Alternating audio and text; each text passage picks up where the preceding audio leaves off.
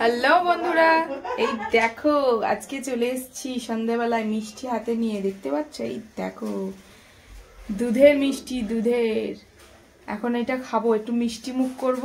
তার সাথে আরো কিছু রয়েছে আজকে রাতের ডিনারে। বানাবো হচ্ছে ডিমের কারি আর ফ্রাইড রাইস।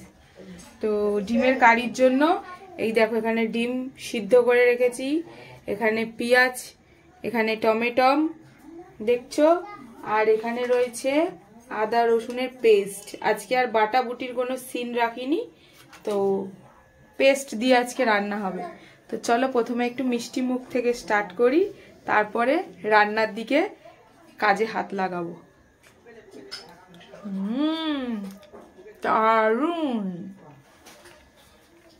চলো একটু শাশুড়ি মাকে মুখে দিয়ে আসি মিষ্টিটা খাইয়ে। এই যে আমার মেয়েকে একটু দিচ্ছি, দেখে নাও। এই যে খাচ্ছে, নাও তুমি একটু খাও।